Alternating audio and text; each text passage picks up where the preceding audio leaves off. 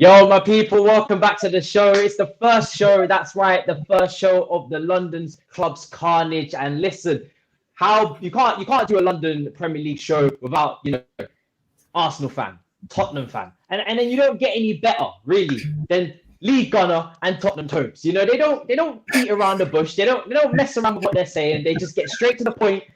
It's ugly sometimes, but it's real. You know what I mean? That's what we want. That's what we want.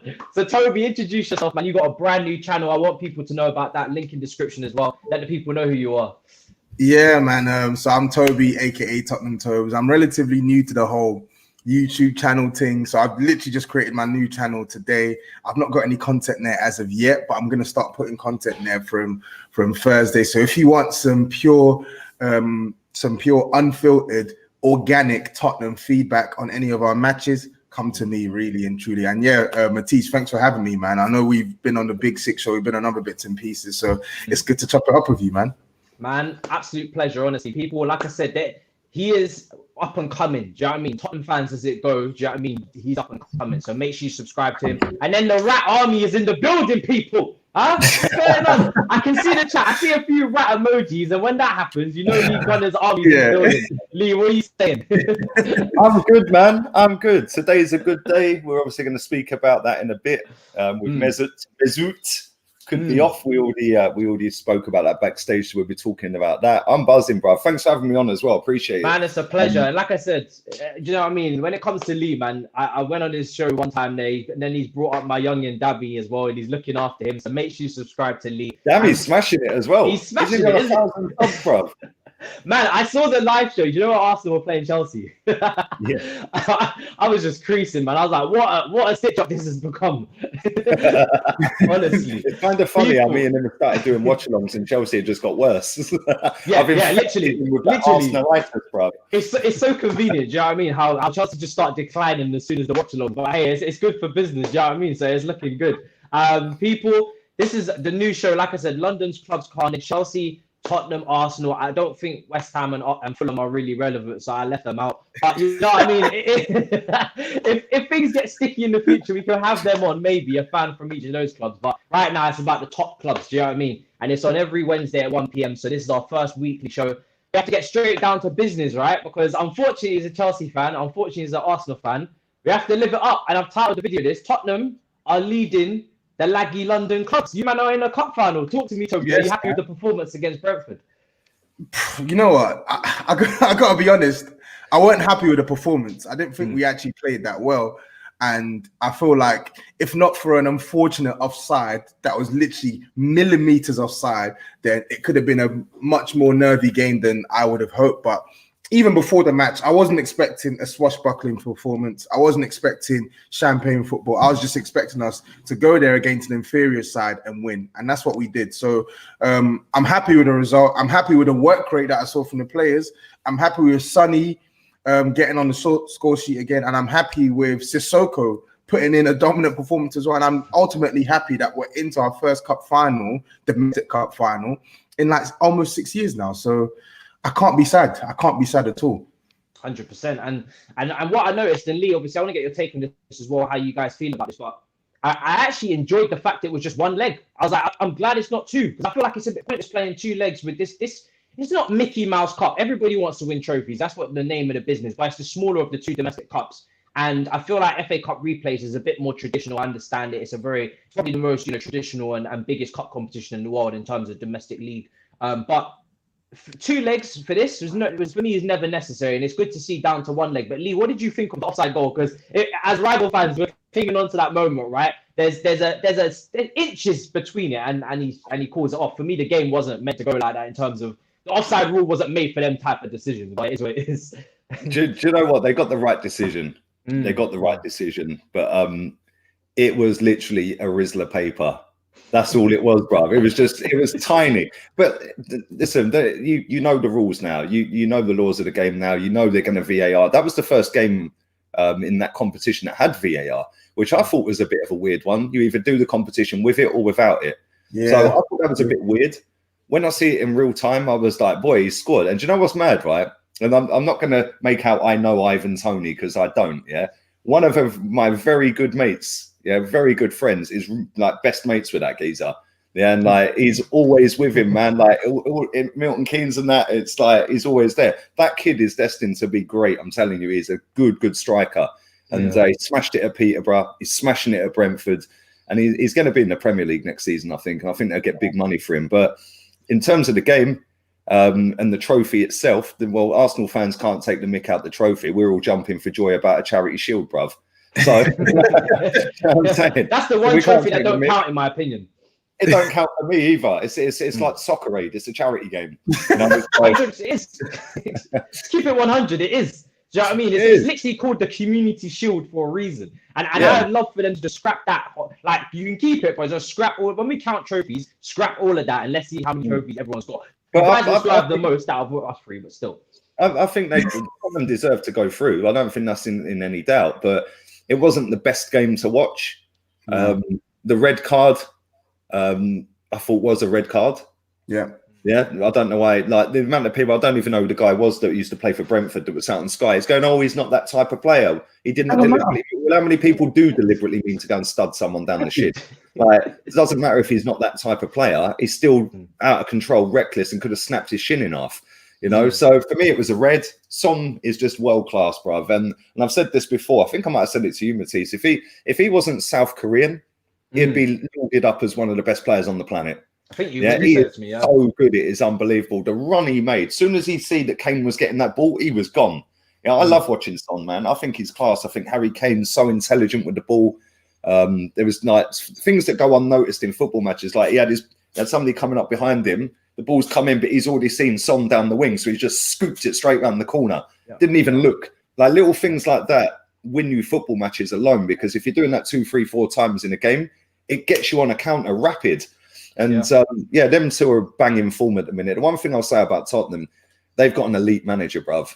Yeah, and he will win stuff there. And I'm devastated he's their manager. I can't lie. I know he's... You can have him, I would have took him in a heartbeat at Arsenal, man. I rate him. Love him to bits.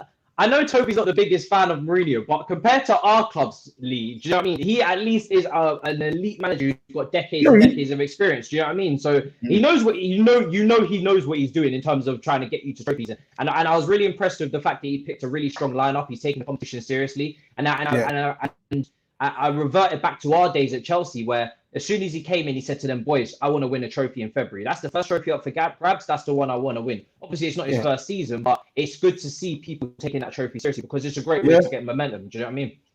Yeah, I agree. And the thing is, that trophy, don't get me wrong, I've been one of the fans many years ago that took the mickey out of it, blah, blah, blah. But really and truly, I feel like some of these big foreign managers, they've come into this league and they've taken it seriously. So if they're taking it seriously, who am I to not take it seriously? Us that have only won one trophy in 12 years. I see a lot of Spurs fans saying, no, I don't want the League Cup. I don't want the League Cup. I'm like, why wouldn't you want a trophy? We're starved of trophies. Of course, the trophy alone isn't the only objective, but if we can get the trophy in addition to our other objectives for the season, of course I'm going to take it. And then on the Son and Kane thing as well, I didn't even think Kane played well yesterday. I thought he was quite poor, but I do understand it as well. Their intelligence is ridiculous. Like Fuad from stoppage time always says it as well. They're the best 1-2 punch on the planet, and it's a fact. Their game understanding is ridiculous, and the way in which Sonny, like you said, Lee, when Kane's on the ball, Son knows he's already off. And even Son as well, left foot, right foot. When he's outside the box and Kane's in the box, he can find him. So it's a brilliant partnership, and we're just blessed to have both of them in their prime years. And the next step for us now is to win trophies, get Champions League, and tie these lot down on long-term contracts, because it's actually it feels a bit unfair on them that they're playing in Europa League. Like they should be playing in the Champions League. They should be winning so many trophies, and they're with us. So we have to take advantage of that.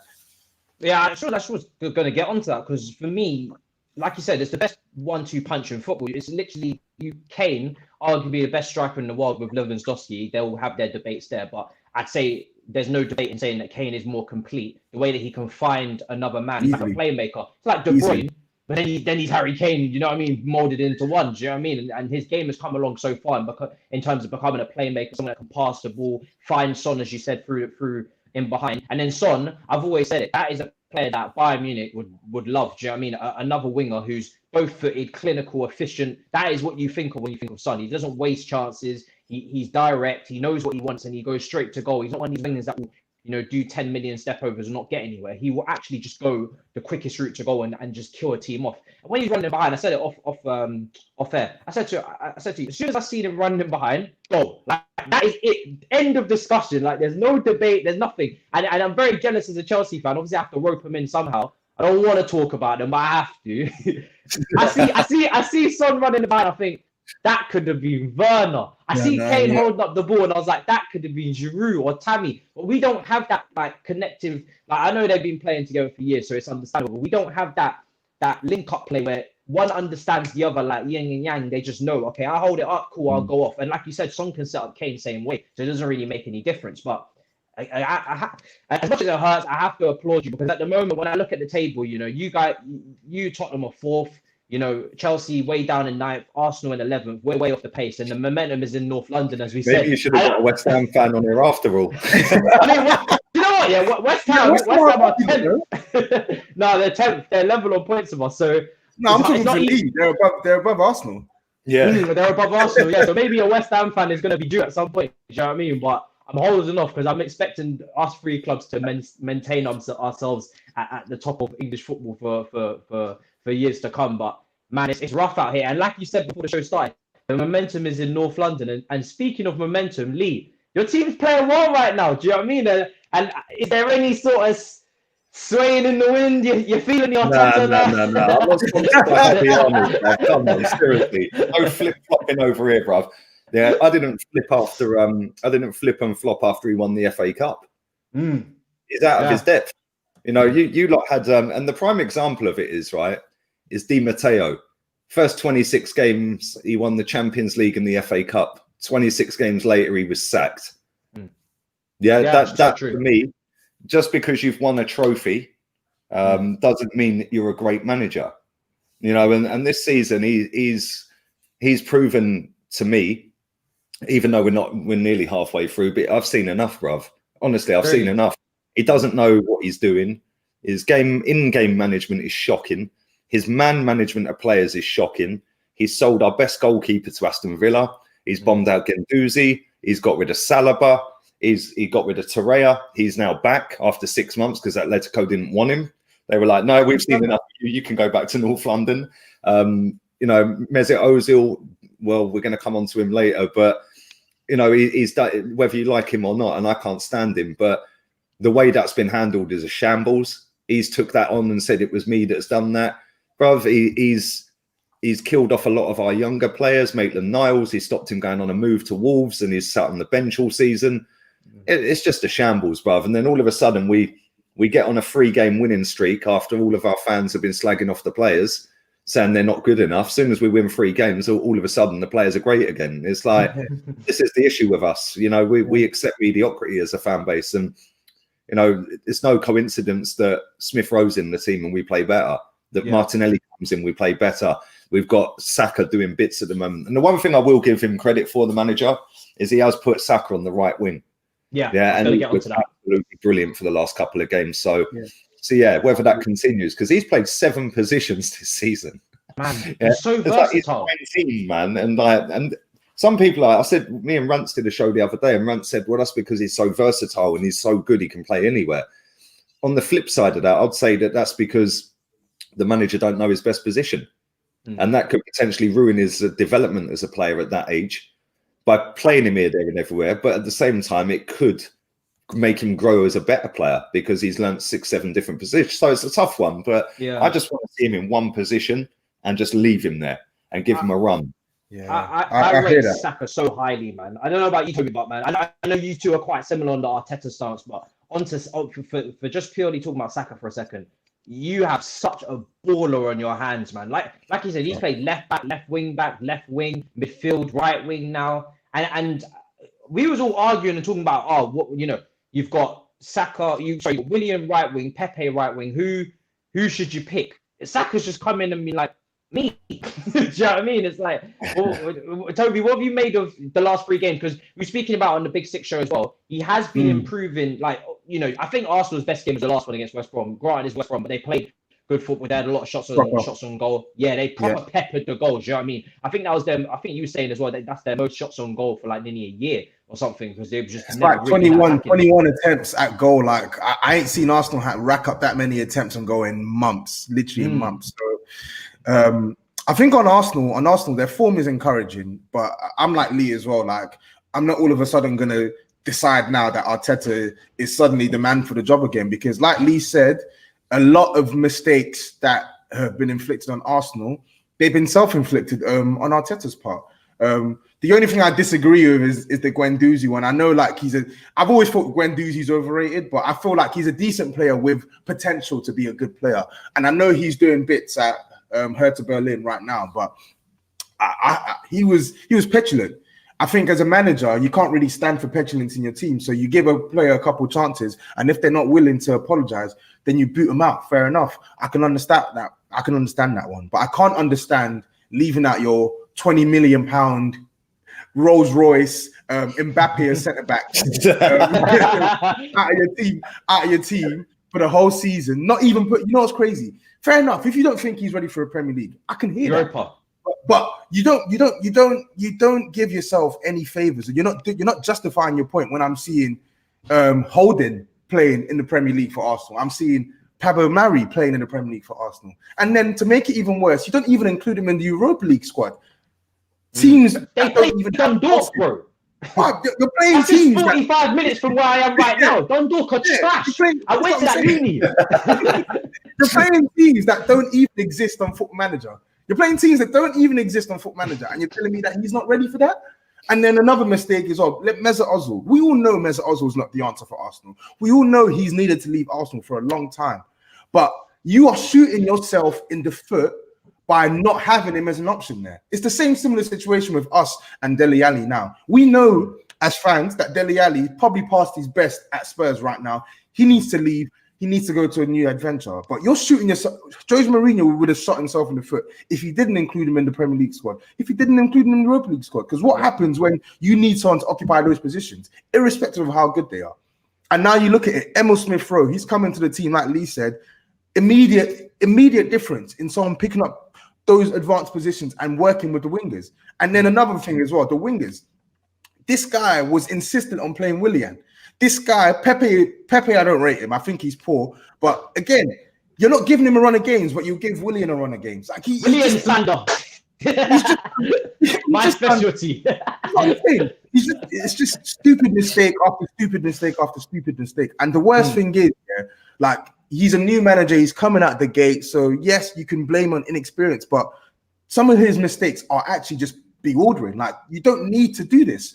Like, you are literally causing yourself self-harm here. So when people tell me, give him faith, give him time, I'm asking why.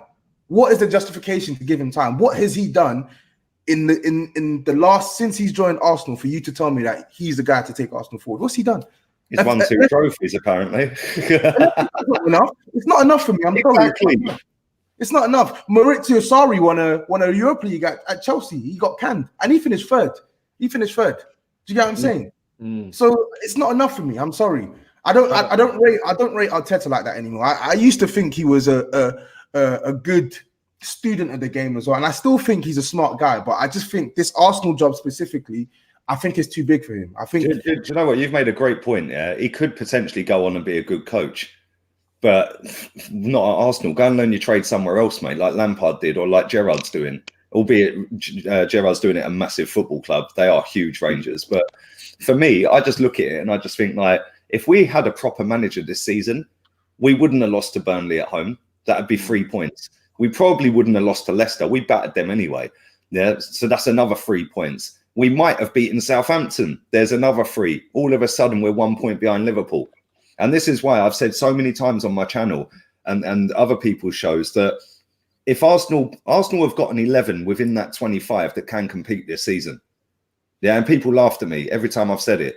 There is an 11 plus a few 3 or 4 subs in that 25-man squad that we've got that can compete with a proper manager. Might not win it, probably won't win it. Yeah. But if we had a proper manager, we'd be right on Liverpool now. We'd probably be level with you guys at Tottenham. Yeah, we'd probably be.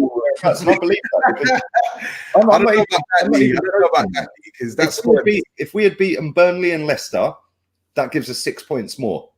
We should have won both of them games. Yeah, you know, and then you throw in Southampton in there. You know, there's another. That's 9 points. 9 points. All of a sudden, we're one off Liverpool. You know, so it's so frustrating, man. It's so frustrating.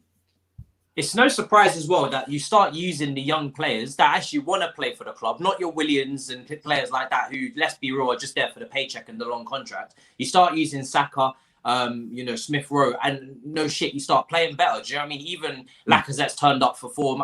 Again, Arsenal fans will start going on about long term. You know, do you give him a new contract? For me, no. You need. He's in a nice purple patch, but if you want to move forward as a football club and go to the next level, you need someone better than Lacazette. You've got Willian down to a long contract. Aubameyang, you don't know if he's coming back ever again into top form with his new contract. The brother's just partying away. But back onto Saliba, I don't understand it. Like Toby said, you've got games against Dundalk. Like, bro, let me just show you where Dundalk is. You know, I'm wrecking Ireland today. You know, look, just down there, bro.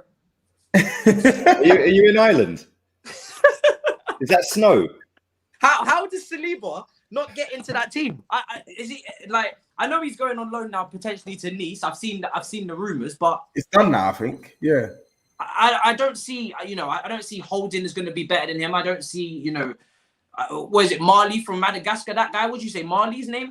Who is this Marley? 27 million you spent on this brother, and he's not getting no game time. And then we're speaking about players, you've spoken about Guendouzi as well. Ozil's another one. He's potentially going. I saw DC United reports, but now it looks like Fenerbahce. Are you happy, really, with that news as well? Bruv, that's the bigger day than Arsene Wenger getting sacked. That is a bigger day than Wenger getting sacked. At least Wenger was good when he rocked up. This guy's done nothing, bruv. Yeah, and his little fangirls all in bits. Oh, I wish he had a send-off. I'll give him a send-off, mate. Don't worry about that. I'll stream when he's gone, mate. That's going to be one hell of a so yeah, I'm buzzing, man. I just hope it's true. I've seen stories like this before, but it does look like there's some credible people that are putting this out there. And it does look like it is going to be done. And, bruv, I can't wait. I genuinely can't wait. He sums up everything that's wrong with this football club. Overpaid, lazy, overhyped, rubbish. Yeah, that just gets lauded up because assist stats gave him a career. Yeah, well, Martinelli's goal at Stamford Bridge, Mustafi got the assist for that. He headed the ball in our own 6-yard box. Assist stats don't mean nothing to me. Created chances. Well, we're linked with Buendia. The amount of people that think he's an attacking midfielder is hilarious. He's a right winger. Why do we need another right winger? But because he's fourth on created chances last season, great. Well, let's sign him up. Well, created chances is a pass that leads to a shot, a goal. He's obviously creating the wrong chances, or there'd be assists. So, I'd gone. Do you think you could have done with him this season, or would you just not have had him in the squad at all? Because obviously you have, I don't know, Arsenal for me have been a bit, obviously up until the West Brom game, they've been a bit boring this season. They haven't created a lot of chances. Like, for what I know Arsenal to be, is a team that play great football, create opportunities, one-touch passing, quick movements. And I feel like even though Ozil is probably very inconsistent, and I think he has been definitely for the whole of his Arsenal career, he hasn't been consistent as you would have expected from a world-class player. I would also say that he wasn't surrounded by the best defensive midfielders as well to help him. And I would also say that potentially, when he does play, he does, for me, make the rest of your team play in a more attractive way. But I don't know how do you feel about that? Are you just like completely leave, kind of like how I was with William, where just leave the club regardless? Bruv, he gets a nosebleed as soon as we go past Watford Gap Services on the M1, bruv. Any game up north, nosebleed. Yeah, can't make it today. Mesut's got a sick note. Nah, man. Any away game, the guy's a passenger. He has been for years. Even against lesser teams and away games, he's been rubbish, man. Absolutely rubbish. Home games, yeah, you could pick some certain home games out under Emery where he was half decent, Leicester at home, etc. But few and far between. And the thing is, like, people like Arsenal fans just have this weird fetish that you need an attacking midfielder to create. Well, Liverpool don't have one, and they're creating for fun. So the way we set up, we're trying to set up like Liverpool with the wingers that like we're playing with an inverted right back. Every time he gets the ball, he's just running across pitch. It's like on FIFA, when you get the fast player and you just run diagonally, nobody can catch you. That's what Bellerin does. But on the left-hand side, we're getting Tierney overlapping and whipping crosses in. Yeah, and then we're getting Aubameyang going around the back as well. And then we've got Pepe or Saka, whoever it may be. So we're trying to create from down the wings. The only exception to that is Bellerin, but I don't think we need an attacking midfielder to create chances. You can create from anywhere. But the problem we've had this season is the formations that he's played, how deep we've been in games with our midfielders literally planted on our 18-yard line, and we're hoping that Aubameyang pulls us out. Well, he was doing that last season. That ain't working this season, so he needs to find a new formation. With Mesut Ozil in there, nah, I don't see no difference, mate, if I'm honest, because I don't think he's got the work rate off the ball to cut it. I really don't. And the fact he's not played for so long, his energy levels are probably in the gutter as well. So, yeah, waste of time for me. He's not the Mesut Ozil that he was at Real Madrid, where he was hard running, pressing, dribbling, scoring, shooting. He's not been that for Arsenal. He's just been a passenger, bruv, and he's coming for the paycheck. I think with Mesut Ozil though, I do think you're being a bit harsh on him. I'm not going to lie, because you have him, bruv. what I agree with is Mesut Ozil, without a doubt, the last 3.5 years, he's been an absolute scrub. He's been a disgrace, and he should have been gone a long time ago. And I actually think as well, the period in which you lot gave him that new contract, I think it was I can't remember what season it was, when he was running to 6 months left in his contract. I think that was the period you should have let him go. I think you should have let him go that period, because if you look at his first couple of seasons at Arsenal, maybe the first 3 or 4 seasons, I would say overall he was good with inconsistencies, as in like he was able to create chances, he was able to get some important goals as well. He did have that pesky annoyance where he'd go away from home, he'd get nosebleeds, and he would just put a 3 out of 10 clanger. But I do think from 2013 certainly to around maybe midway through 2016, I think in fact towards the end of 2016, I think you can actually say for £42 million, okay, I haven't seen a world-class player throughout, but I've seen a very good player. I've seen a very good player with some faults. But I think from that period onwards, you saw a shocking player, an absolute shocking player, embarrassment of a player. And back to the main point at hand, I do not think he's the answer for Arsenal. Like, I saw Arsenal playing dire football this season, and everyone's like, oh, put Mesut Ozil in this team, he'll change everything. He wouldn't change everything, because we've seen Mesut Ozil in this team, and it's not really changed your fortunes. But at the same time, you want to have him there as an option anyway. When you're in a desperate situation, having him there as an option doesn't hurt. It doesn't hurt to have him. If he's going to be in your squad and you're paying him whatever it is, 350k a week or something like that, you may as well just have him on the bench. But right now, I think him going to Fenerbahce is the best move for both clubs. And on your point about the attacking midfielder as well, Lee, I actually disagree there as well. I feel like I get your point around Liverpool. They get their creativity from their fullbacks, but they also have Van Dijk, who can split a defence open with a pass from the back and put the ball in the sixpence for Salah. They have Henderson in midfield, who can curl a ball into the box on Mane's foot for him to put in the top corner. They have Fabinho, who can split defences as well. And they've even brought in Thiago to open up the opposition and get that pre-assist, the pass that breaks teams before the person in the final third gets the assist for the attacker. So I do actually think Arsenal need some creativity in midfield. Thomas Partey is big evidence of that. He can open up a defense with ease, but he's not enough. You need more progression in midfield. And if that's going to be an attacking midfielder, so be it. If that's going to be a deeper midfielder, so be it. But there has to be something in addition to Partey in that middle for Arsenal to progress and open up teams better.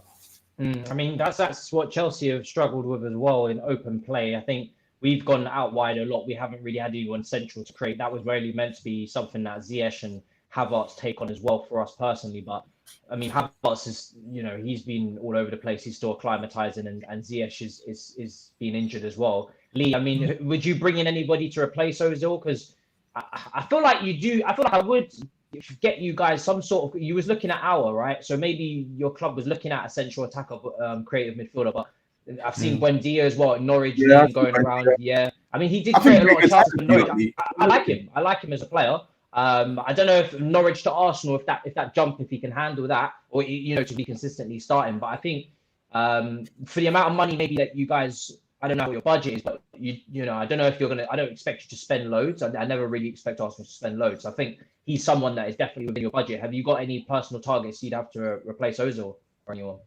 I wouldn't necessarily replace him like for like, because I disagree with Tobes. I don't think we need an attacking midfielder because we can play Saka there, we can play Smith Rowe there, Martinelli can play there, Pepe can play there. Not that Pepe gets any game time, but Reece Nelson can also play there. He actually played there for the reserves, Reece Nelson. So I think I don't think he's good enough for Arsenal, Reece. I don't think he's that great, but if it's a choice of him or Mesut, I'm picking Reece because at least he can dribble. I don't think Pepe's game intelligence. Yeah, I don't think Pepe's game intelligence is good enough to play there, though. I wouldn't. I don't think Pepe in general is good enough. It's mad because half of our fans don't rate him either, and I think he's been unfairly treated, Pepe. I don't think he's ever played more than 5 games in a row. That's a disgrace. 72 million to not play him is a disgrace. In terms of your question, I don't rate Buendia either. Oh, really? Firstly, he's a right winger. He's not a central attacking midfielder. He can play there, though. He can play both positions. It reminds me of Ozil a little bit, the fact that he's goes both ways a bit, kind of thing. Yeah, he's very technically good. Listen, I'm not saying he's a poor player because he's obviously not, but I just look here and I just think, why are we firstly linked to Awara Lyon for 60 million? Now we're linked to this guy for less money. Why is it always less and less and less? Why don't we actually go and get the best in that position? If we want an attacking player, throw the money at someone like Grealish. Yes, people say that's stupid and unrealistic. Well, I don't think it is. If you got the money, I think it's unrealistic. If we can't attract a player from Aston Villa, then we might as well give up. Seriously. It's also the fact that you'll be competing with other clubs for him, because I think that's the problem. Grealish right now is the best creator in the league for me. So to get him is gonna, you're battling against United. Probably, I don't know who else, but United, Man City, Liverpool, Man City, they'll all be in. But this is the thing, right? We've got about £50 million a year coming off the wage bill at the end of this season. It's nearly £1 million a week coming off through players out of contract with Ozil, Socrates, Mustafi, Louise, etc., etc. Yeah, so we're going to save 50 million quid on wages. That 50 million could pay for 2/3 of Jack Grealish. Go and get it done. Go and get that done. And I'd sign Balogun up. I'd get rid of Eddie Nketiah, give Balogun what he wants, because I think that kid's going to be a baller, bruv. And I've had a lot of people give me stick about it because he wants 100 grand a week. Well, we've seen Benaka leave. We've seen Jeff Adelaide leave. We've seen Donnell Malin leave. We've seen Nabry leave for a combined fee for all 4 of them of around 8 million quid. They're all now worth over 100 million between them. So do we let another kid go out of this football club with great potential and then sit there in 2-3 years' time going, "Oh, well, why didn't we give him the money?" Take the risk, And if you're going to sell Eddie Nketiah, the reports are saying about 20 to 25 million quid to Wolves. I can't believe your arms off for it. Take the money. No, I can't. I think he's rubbish, bro. The thing is, Nketiah is a poacher. I don't even think he's like an awful footballer, but I think for the Premier League, what you need in a striker, I think he's bad. Because he's not even he's not like an Aubameyang where he's an elite finisher on the edge of the box or outside the box or can come in on the left. This guy is firmly, I'm not going to score if I'm outside the 6-yard box. Yeah, his goals, every goal he scored for Arsenal, I think the average distance out is 6 yards.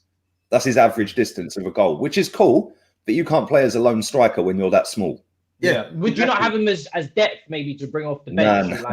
No chance. Do you know what I'd do? I'd get rid of him. I'd get rid of Lacazette. Maybe obviously not now, but he is going down to the last year in the summer. So maybe now is the time to get rid of Lacazette. Is that what, 29 years old? Get rid of him. Yeah, 28, 29, yeah. And the thing is, because he's into the last 18 months now, he could sit there for another 6 months. In 6 months' time and go, well, actually, I'm just going to see my last year out, mate. Yeah, and we've had this time and time again. Now's the time to get rid of Laka. But the problem is he is in a good vein of form at the moment.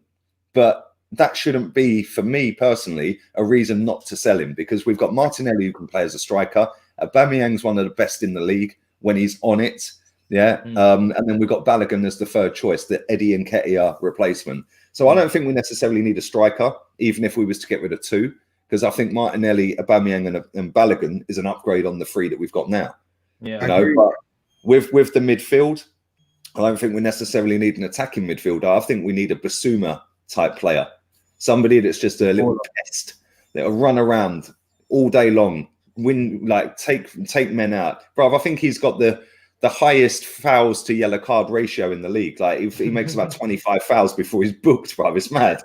Like, it's ridiculous. But that's the kind of little pest we need next to Thomas Partey. And then you've got that solid base there. You need a Højbjerg as well at Tottenham. Do you know what I mean? Someone like you know that. What?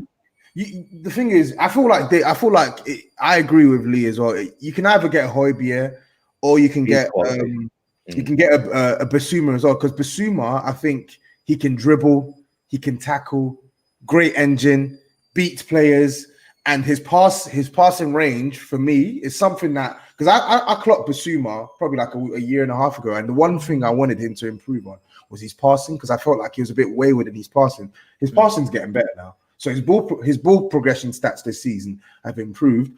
So I feel like Partey and Basuma in midfield with maybe like another number 10, or even maybe like someone sitting behind them. There's infinite things you can do with that combination, because Thomas Partey is a next level midfielder in himself, and Basuma is a midfielder who you see potential in. He's working at a good level now, and you know that he's got gears to go. So I feel like that's what I wanted to ask you as well, Lee, as well, because I was thinking you don't want another attacking midfielder. So what type of profile do you want in that midfield? So do you want it like a 4-3-3 with Partey, Basuma, and then a holding, or do you want it like a 4-2-3-1 with Partey, Basuma, and then someone in the advanced position? I want a bit of both, if I'm honest. I want a bit of versatility there, where, like you said, Thomas Partey, that guy could play anywhere in midfield. Yeah, that's the key with him. Yeah. And like you said, he is the key to that midfield, because he can play as a DM, he can play as a box to box, he could probably play as number 10, he could probably play left mid, right mid, he could play in goal. He's that good, bruv. Yeah, he is genuinely top class. But then I feel that if we had somebody like Basuma, who again is very talented, can dribble as well, like you said, he's like a Poundland version of Thomas Partey, isn't he? He is. Yeah. He's like the farm foods, bruv. Like, you know, put them side by side. A lot of people say it's too similar. I don't think it is, because I feel like you need players in that position that can do everything. Yeah. Because then if you do want to switch a formation up mid-game, they're comfortable in anywhere in midfield. So ideally I'd go with a 4-3-3, but you know, Smith Rowe could be the hard-working one at the peak, or the tip of that three. But then you could also, I rate Guendouzi, bruv. I'd bring him back off loan. Real talk. I prefer Guendouzi to Xhaka, and I must say, I think Xhaka and Elneny have definitely surpassed their time at the club as well. I think players like that you've got lingering around in your squad, for me, they're taking up space now for where you could have more talented, either up and coming players or properly established players. They're neither for me. So that in a squad, you look at it and you look at each profile. Either you're very reliable, consistent depth, like a James Milner has been for Liverpool for so many years, and many other players as well, or you're a top world-class player who's starting every week, or you're someone who's potential, who's learning on the job and can come in and make an impact, and there's something there that you see. I can't put those two into any of those brackets. Do you know what I mean? They're not consistent, they're not reliable, they're not world-class, they don't have potential. I just see that as like the thing that stifles you from moving forward, if I'm honest, because I do like your attack. I still feel like on the wing positions, I'm worried, because I don't know what's going on with Aubameyang. Like, I know he's a top striker. This is really his first season off form, but I'm worried about why he's so poor. But that's less of a worry than your right side, which is, again, Saka's great, but Willian and Pepe, for me, they're looking real out of it. Pepe, I feel like his game intelligence needs to improve, making the right runs at the right time. And also just, again, I don't know if you guys will be able to get the best out of him. He's a player that, much like Timo Werner, has operated in his league from having space in behind, running in on goal. And there's a lot of space where he was coming from, where here, you know, that doesn't seem to have that luxury. And then Willian, I don't need to speak about how much I don't rate Willian, because that is just well known. Do you know what I mean? Do you know what it is with Pepe? I don't think like Pepe needs somebody to overlap him, a right back that overlaps. Bellerin don't do that. Bellerin's an inverted right back. Yeah, and that's the problem. So, you know, I don't want to recommend great names, but Lamptey at Brighton, my God, bro, that's who I want. That's who I want, bruv. What a baller! That guy is going to be elite. How Chelsea let that kid go? Like, Nketiah must be one of the worst Chelsea youth products ever. Like, we've got a few. We've got Brewster, who's not really getting any game time at Sheffield United. We've got Solanke. I think Brewster's better than Nketiah, though. Probably. Yeah. We got Solanke as well. Maybe Solanke. I forgot about him. Yeah, I don't know how Liverpool managed to get 20 million for him to go to Bournemouth, but no, this is what I said earlier. I think it was Rickon in the chat. Said name the 11 that, like he said it way earlier. Like, name the 11 that you think could get us up to challenging this season. Bro, I would have put Maitland-Niles at right back all season. Easily. Yeah, Bellerin's just. I don't agree like that, but I agree. I would have had Saliba and Gabriel. I would have had Tierney, then Thomas Partey. Out of players that we've got at the start of the season, you'd probably put Ceballos next to him, although I don't think he's all that. And then I would have gone with Saka at number 10. I would have put Pepe right, Martinelli left, Aubameyang up the middle. And for me, that 11, that does bits. Yeah, because you got a bit of everything. You got a bit of pace, you got a bit of power, you got a bit of trickery on the wings. You got Martinelli, who's direct, but you've also got work rate. You know, for me, you've then got players on the bench like Reece, like Willian, like David Luiz, you know, that are a little bit more experienced than two Chelsea ones, especially. You know, and you can bring them on. You've got Xhaka on there if you want. You can bring Bellerin on if you want. You know, and all of a sudden you have got an 11 that's decent. You've got, I don't know why we ain't started Maitland-Niles. I think he's just another Oxlade-Chamberlain for this football club. Plays everywhere, then gets bombed out and goes on and has a half decent career somewhere else. And it's a shame because I think he's quality. But last thing on Arsenal, I want to give you guys credit for making Tierney captain. Bloody hell, do you know what I mean? At last, I have to say, like, I've seen that armband passed around like it's a bloody prostitute. Do you know what I mean? Peace pipe. It's just getting dashed around any old way, like as if it don't mean anything, like there's no value in it. And suddenly, at last, the person that I was saying, yo, they should probably give it to him, Tierney. Do you know what I mean? Wait, Tierney. When did they give? I might have missed that. No, they didn't give it to him officially, but I saw him wear. Did he not wear the armband against West Brom at some point? Nah, Aubameyang had it. When did Tierney have I swear Tierney had the armband. Aubameyang's captain, bro. Yeah, that's what I know he's the official captain, but was there not a game where maybe you are on the peace pipes, bro? Maybe. I thought I seen Tierney wearing the armband in recent games at some point. Well, if I didn't anyway, mistaken the chat. But I think Tierney's the one that you should be giving that to. If I'm honest, I don't know. I just think he's the guy. Like if I see leadership or someone on that pitch who's going to take control of the game and really, you know, raise you up a level, I think he should have it. I'm not a big fan of strikers having the armband anyway. I never have been, unless they're absolutely like shooting in terms of eliteness. But I don't think Aubameyang screams captaincy or leadership. I just think he's given the armband because he's the best player. But I think Tierney, man, Tierney is the guy for captaincy. So when we signed Tierney, I wanted Tierney for time before that. 18 months, 2 years before that, I was saying get Tierney, proper left back. And I actually liked Monreal. I thought Monreal was a decent left back. He weren't great. He weren't flash, but he was a 7 out of 10 every week. Yeah, and when we signed Tierney, I remember doing a stream on him, and I was like, just give this kid the armband. This kid is absolutely elite. I know he's elite. It was a Photoshop. I knew it. I got tricked. Damn it.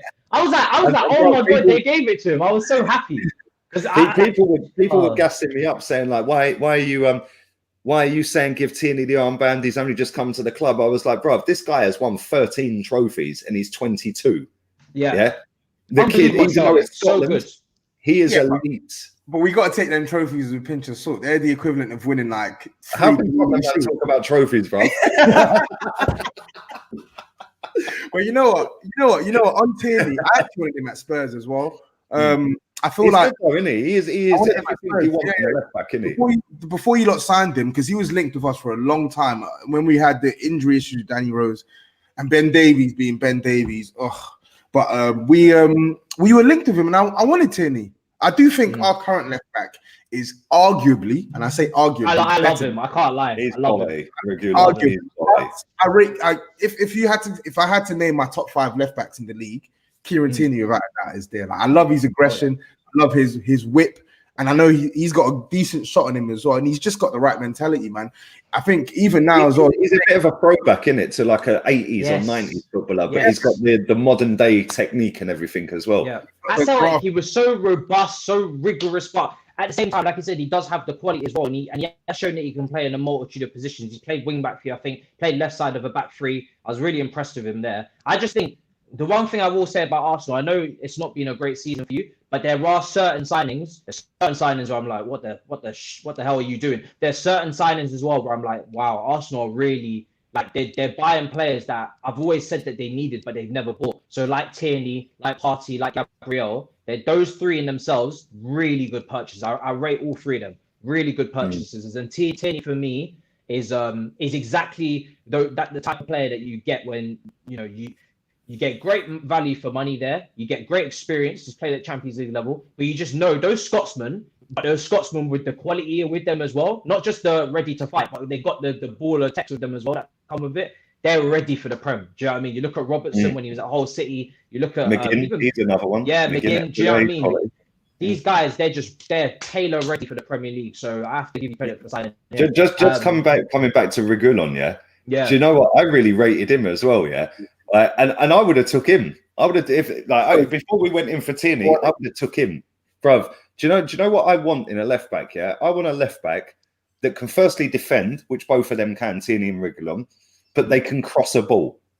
Yeah, and when I say cross a ball, I mean cross a ball. None of this dead into the first man. That cross that he put in last night for Sissoko, what a cross! So good. Yeah, and the centre back jumped just a tad too early. Otherwise, he would have scooped that off the top of his head and it would have gone over as Sissoko. Yeah, what a cross! But he was doing that in Spain all the time, bruv. Yeah, for Sevilla. I think he played against Chelsea. Was it Chelsea he played against? No, it might not have been Chelsea. No, he played against Man United. Man United. Oh, that's it. Yeah, when they went on to win the Europa League again. Yeah. And he's brilliant, bruv. The only thing I'll say about him, I think Madrid have got a buyback option, didn't they? They do, but like I think after 2 years, the price that they have agreed goes away, and I think ultimately as well, it's down to the player. And the thing that works in our favor is that Madrid,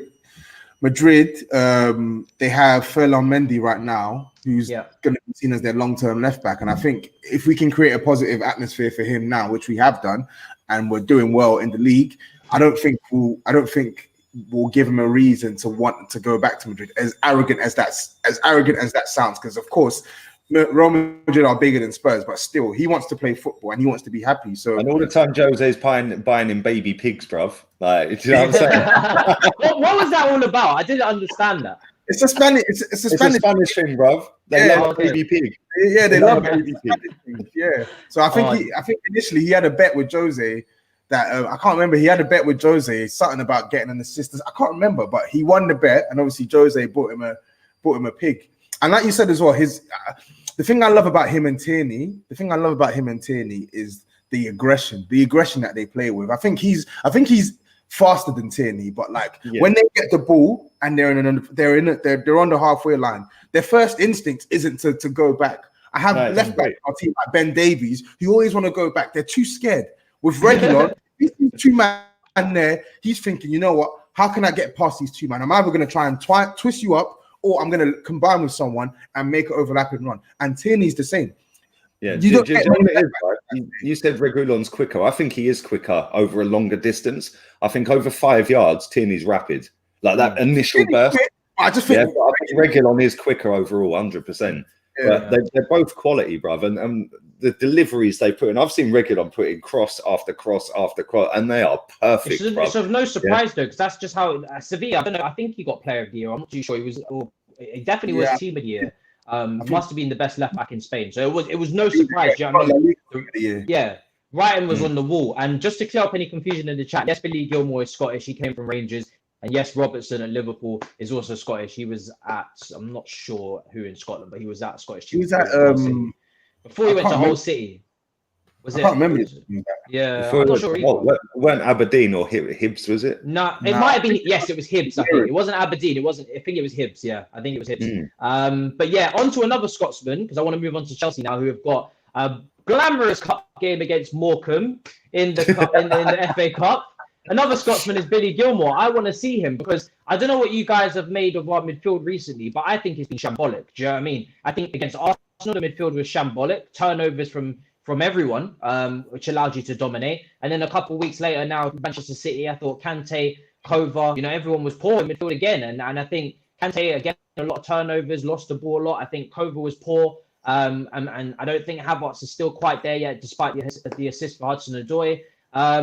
Billy Gilmour, for me, has got to play against Morecambe. I don't know how highly you guys rate him, but he's obviously had his injury issues as well. But for me, this guy, he just looks he looks older than he is. Do you know what I mean? On the football pitch, he wants so much responsibility. He wants to take the ball off people. He wants to instruct other players in what position to be. That's the kind of leadership that I look for in a midfielder when they're on the ball. I remember Lampard when he was playing, and I was a kid going to games. The guy was constantly scanning and he was constantly putting people into position. If you remember Lampard, he wasn't the quickest for someone that was meant to be a box-to-box midfielder. He wasn't very quick. Do you know what I mean? He wasn't very quick at all compared to your Essiens and whatnot that we had, but he was always scanning, he was always putting people into position.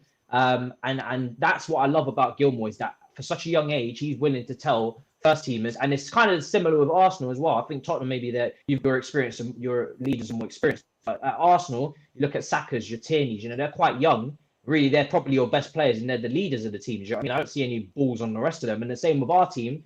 Gilmour, I think he's got that mold. So what have you guys made of Frank Lampard recently? He's in the headlines. There's a whole short list of managers. We've got Shevchenko, Rafa Benitez, Allegri. Shevchenko. He's managing Ukraine and he used to play for Chelsea and he definitely Roman and him definitely get along. Now you've had to have played for Chelsea and not had proper club management, so you're a target now. That's ridiculous. Yeah.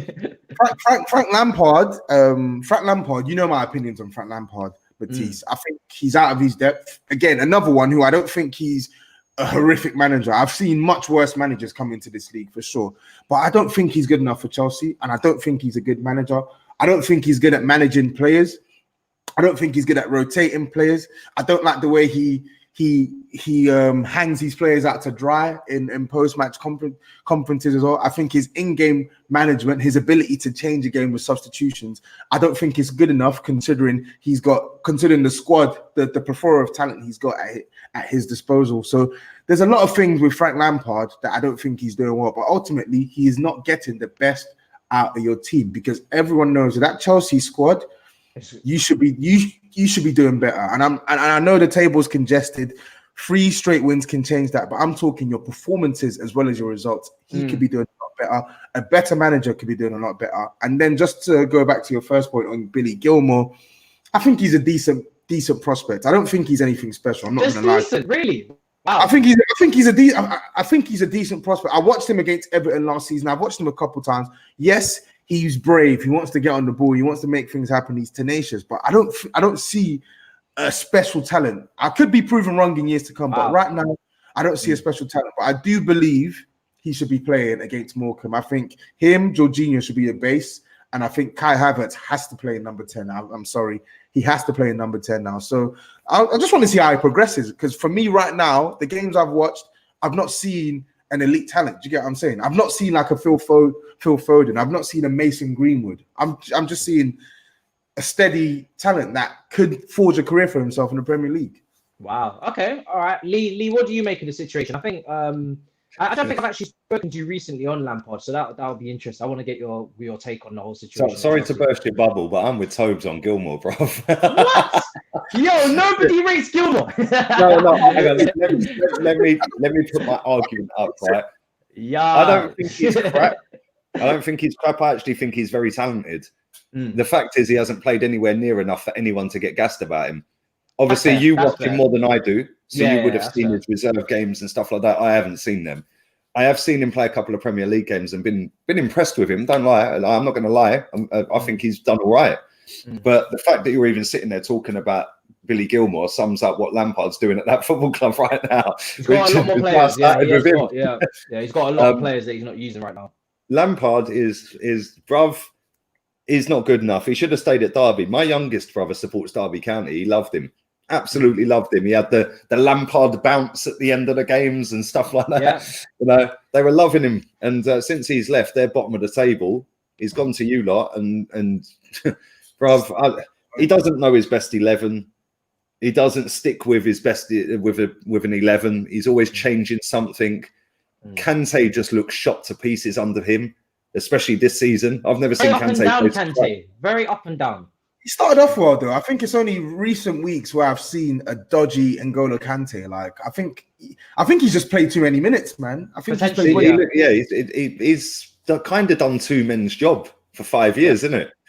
he's been everywhere. He's one of those players, that I worry about, where he's had so much mileage on him in his career for the amount of ground that he's covered that you could get a nosedive type effect where, where many fullbacks have said it in the past, Gary Neville's and whatnot, they don't have anywhere as much mobility. But just an example, I remember they've all said they had that game and then they just finished. Do you know what I mean? It's like one of those ones. I don't know if Kante will have that, but I definitely feel like he's a player that I've been screaming really for the whole season. Really, he needs to be managed very well because, like Lee's saying, I think potentially his burnout, potentially it's concentration loss, but he has dipped in the recent games. The only issue is that Chelsea don't seem to trust any of their other options in that position. So, Jorginho is a very problem you have with player. him as well is the fact that because he is so important in your midfield, and because the rest of your team are not playing great, when he's not on it, it's highlighted tenfold. Look at the way he passed Raheem Sterling clean through on goal the other day.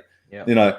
And I mean, I don't know what Sterling was doing. He should have just finished it. I feel like he was trying to run rings around everyone. It's like, mate, just hit the ball in the back of the net. If that was Son, that would have been a goal straight away. It wouldn't have took De Bruyne to tap it in. Yeah. But against us, he was shocking. That was probably the worst game I've ever seen him play. Kante against us. He played really poorly against you a couple of years ago when we had Conte before we made that switch. Yep, I remember. Yeah, you remember it, isn't it? Yeah. Always gets spun. Yeah, it's mad. It's mad. And like, I just think if Lampard had any balls, it'd start Kai Havertz like in the next Premier League game. It'd start him at number 10 as well, because I think that's his position. I know he can play right hand side. I know he's played as a striker and a second striker, a number 10, whatever. He's been playing him as a number 8 at times this season. And I'm like, he's not a number 8, innit? He's not you, mate. He's not Lampard. He's Havertz. He can score goals. Yeah, that's my issue. Is I mean, and he's playing him as a centre mid. Yeah, I mean, Lampard did play in the 8, but he obviously got his goals, so he did arrive into the box. I have no problem with Havertz playing the 8 as long as they use him as the one that gets forward to get into the box, not Mason Mount. And what I've seen recently is that it actually becomes Havertz as the deeper one to pick up the ball from Kante, who isn't the best ball progressor in the world. I don't think anybody will disagree with that for all of his talents. And Mason Mount's the one that's further forward. And I already saw Mason Mount further forward last season in the final third at wing 10. I didn't like it. I thought he was too high up the pitch. Put Mason Mount deeper and have Kai as the one that gets into the box.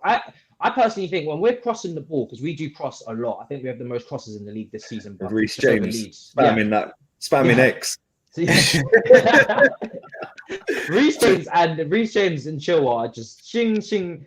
At least have Giroud and Kai Havertz in the box to get on the end of them. You know what I mean? That's my point. When you play with Tammy, I think, bruv, this guy's 6'3", he can't win a header. That's and if he does, it's like he's got a sponge head, bruv, yeah? So like, when you punch a sponge, it goes in, yeah? It's like the ball hits his head and his head goes in because it just drops.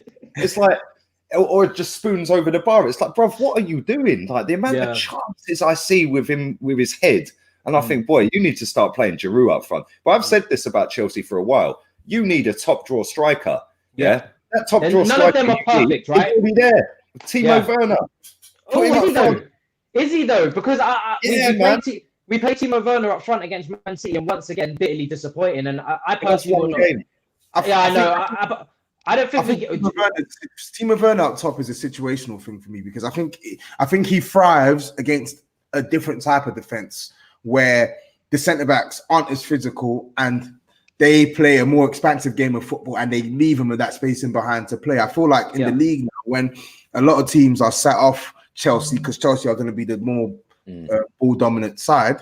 I think Timo Werner, his hold up play is nowhere near the likes of Giroud and whatnot. And I think to his credit, at Bundesliga, he clapped goals. I think long term for me, I see him playing centrally, but he's a different type of forward. He's one of them forwards who works well with another person. He's one of them forwards who, he's not like a left winger, but he's like a left inside forward, if that makes sense. In the channel. Yeah, he takes up those positions. He takes up those positions on the left hand side, and I know he misses chances. I know he misses a lot of chances. That's his thing, but he can finish.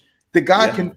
We've seen this guy score a lot of good goals over the course of his career. So if you put Havertz behind him as the focal point up front and Havertz behind, and I agree what you said about Mason Mount. Mason Mount should play further back and put Havertz there. But if you went Werner, Havertz, Mount, Kante, or Werner, Havertz, Mount, Kovacic, whoever next to him, I think that's a good core and that's a good little spine. Then you've got Thiago and Zuma.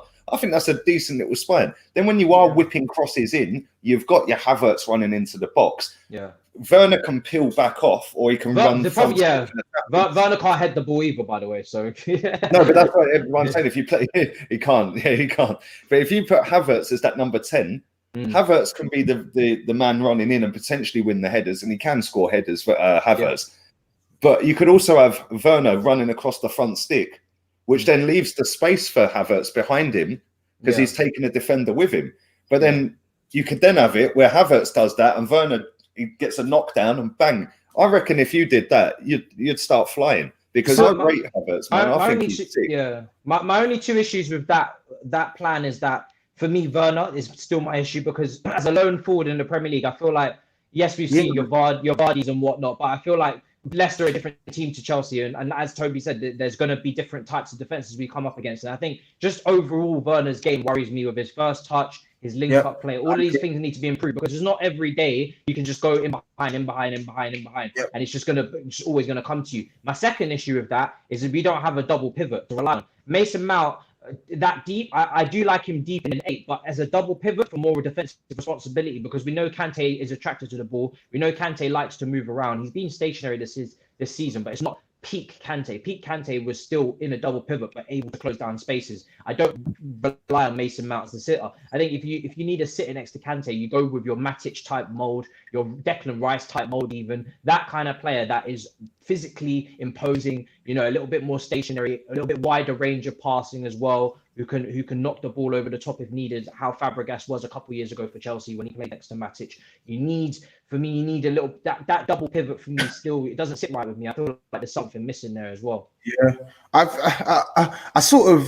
get what you mean as well. I feel like if Jorginho had the athleticism and had the work rating and wasn't such a weakling on the ball, I feel like maybe he could give you something close to what you're looking for, because Matic is the perfect example. Matic was good defensively, and Matic was progressive in his passing for Chelsea. I'm pretty sure that last season for Chelsea, he got a couple goals and he got quite a couple of assists as well. He could actually scored a banger against you, like 4-2, isn't it? Yeah.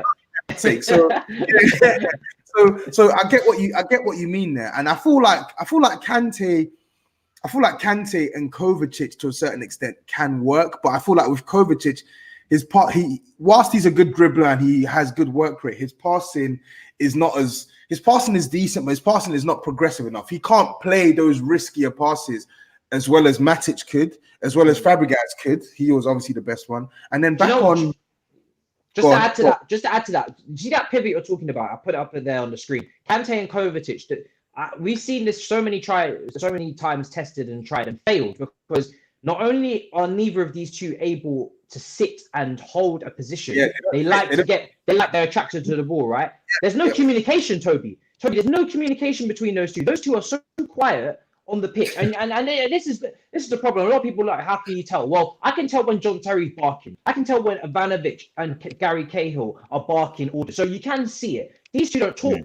There's no communication between them. So there's no organization because of that. And that's where you get gaps in between the lines, and you get players ripping them apart, and you get one pass through the middle, split open, bang. Next thing you know, there's transitions happening all over the place. So there's no, for me, in the midfield, it's so vital. I spoke about I spoke about Lampard earlier in the show in terms of communication, scanning, pointing people into position. Billy Gilmour, I know you guys don't rate him highly like I do, but again, someone who's willing to communicate. I prefer Billy Gilmour in that role next to a Kante or someone than I would Kovacic, because I like Kovacic a lot. I think he's a very talented player. He's got his assets to him in terms of his dribbling and breaking lines with that. But from a communication standpoint, it's just not there. It's not there. And we know Kante don't talk for nothing.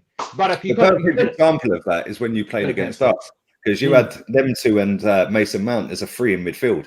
Yeah. Yeah. And when I see it, I was thinking, boy, Xhaka, El Neni, and I think it was Smith Rowe. And I was thinking, boy, we're in trouble today. Kante, Kovacic. But now you've said that, that makes total sense, because we ploughed through your midfield constantly. And that is because Kovacic was running off down the right wing. Kante's off over the left wing. Mason Mount had to keep chucking back in midfield, but we were just popping it around him. It makes perfect sense what you just said. I think I do get what you mean as well. And like Kovacic, he's not a 6. He's not a sitting midfielder. He's a number 8. He's a number 8 who wants to try and suck opposition in and beat players with the ball. He's not someone who's gonna. Yeah, that's a funny comment. He ain't someone who's gonna.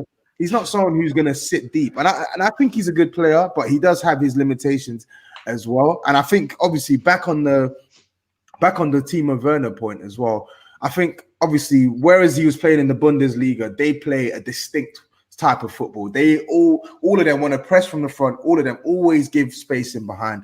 And I think in the Premier League now, he's going to come up against different opposition. And I think right now, until he works on those other aspects of his game that can allow him to play consistently in the number 9 role, I think he's better off playing either with Giroud in a two-man pairing up top, or you get the best out of him on the left-hand side and reduce the responsibility he has on the ball. Like, I see people saying, oh yeah, Timo Werner, he hugs the touchline too much and stuff. And it's true. Timo Werner is not the type of guy who's gonna beat 2-3 players and cross the ball into the box. Timo Werner is not that guy who's gonna put the ball in a sixpence. Timo Werner is that guy. If you get the ball to him on the edge of the area, he's gonna pop off a shot at goal. If you get the ball to him when he finds those little pockets, he's gonna get an opportunity to score. So I think you have to use him properly, and I think he himself needs to work on several aspects of his game. His first touch needs to improve. I know he misses chances. We know he misses big chances, but my goodness, some of the chances he's missed, he needs to improve in that aspect of his game. Inexcusable. He needs to play with intelligence. And the thing is, I don't like saying this as well, because I know obviously Marcus Rashford is younger, but Marcus Rashford is someone he's got way more tech than Werner, but Marcus Rashford, he used to be a bit unintelligent in his play, used to run into cul-de-sacs, etc., etc. And I just think a little bit more refinement of Timo Werner's game right now, he'll thrive, because the quality is there. I'm not going to be disillusioned by the form I'm seeing now. Timo Werner is a shooter. This guy's been scoring 20 to 30 goals a season for the last 3-4 years. No one can convince me that this guy is not a very good player. So his time will come, but he needs to improve, and his use in that Chelsea team needs to be better as well. Yeah, and I think Lampard's job is very much dependent on him getting the best out of the likes of Timo Werner and Kai Havertz. Maybe that's why he's using them so heavily. But if he fails to show that he can get the best out of them and utilize them in a proper system, then I think Chelsea will just go out and get potentially a German coach that can do it for them. Someone said earlier in the chat about one-on-one sessions or something like that with YouTube and Football Terrace. This is not a big corporation here. I don't know what's going on with that. Do you know what I mean? I just press live and y'all just fly in and say whatever you want. I don't know about all these sessions for subscribers and whatnot. But listen, I'm going to wrap up the show because it's been over an hour and it's been an absolute brilliant show. Do you know what I mean? It's been a great way to kick it off. London Clubs Carnage. It is carnage, but it's facts. Do you know what I mean? These two, they don't. Why did we have to start this? Why did we have to start this week when they get to a bloody final? You can't rely on Brentford to do anything. Do you know what I mean? Another West London club. I'm hoping for something to happen, and they can't do anything for us. But like I said, real talk, real football talk. These guys say how it is. We don't get no waffling, no messing about here. Toby, again, just let the people in the chat. We've got like 500 over people. Let them know where to find your new channel. The link is in the description. For the people. Yeah, man. Literally, just follow me on subscribe to my YouTube channel. Literally, just search Tottenham Tobs on YouTube, one word. And yeah. Very new channel. Again, content is coming soon. But yeah, follow me. and ride the wave. And I'm going to be on here and I'm going to be on there as well. And then if you want to also follow me on Twitter as well, it's the same thing, Twitter, Instagram, Tottenham Tobs, across all those platforms. 100% people. I've known him for a few months now, and honestly, every time I speak to him, I love him, man, because me and him just feed off each other. Do you know what I mean? There's a rivalry there. There's a rivalry there, but there's also there's great football talk there as well. So I love that. And Lee, same goes for Lee. Do you know what I mean? Spitting facts, not afraid to go against the grain, no matter what time of day it is. Lee, let them know where to find you, man. Link is in description as well. Yeah, thanks, man, and I appreciate you reaching out to me to do this as well. So yeah, man, and your channel's flying at the minute, so congrats on that. I just looked at Tobes' channel. You're over 100 subs, bruv. You ain't even put a video out. That's some good going. So come on, make sure you subscribe to his channel. I've put it out. You're actually on 110 now. Just refreshed it. I've put your link out on my community page to 50,000 people. So you should be banging figures real quick, hopefully. And yeah, Lee Gunner 82 on Insta, man. I really want to build my Insta up this year. I've seen some videos from you. Yeah, I've seen some videos. Yeah, bro, I'm going for it this year. I'm taking clips of my videos and I'm putting them out on Insta. I'm uploading the whole video to Facebook rather than streaming to Facebook. Yeah. So I'm just downloading it straight up on Facebook, and then sticking it out on my just a little clip like on the Instagram TV, and then just a tiny little clip on Twitter as well. So yeah, Lee Gunner 82 on Insta, man, and Lee Gunner on YouTube. Fair play, man. A lot of work rate going in there. I personally don't know how to grow my Instagram. I'm just letting it sit there. Something will happen. I'm hoping someone comes and does something with it. Do you know what I mean? Instagram's a platform. You sound like Mesut Ozil, bruv. Yeah.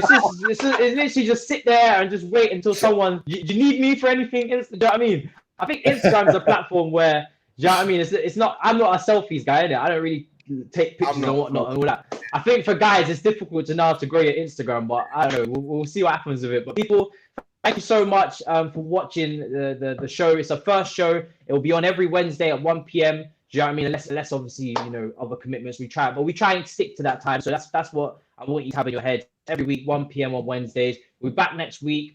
Thank you so much, and we will see you next time. We'll probably have another stream out tomorrow. God knows what on. The Chelsea, it keeps on moving anyway. In a bit, people. See you later. I'll take her out.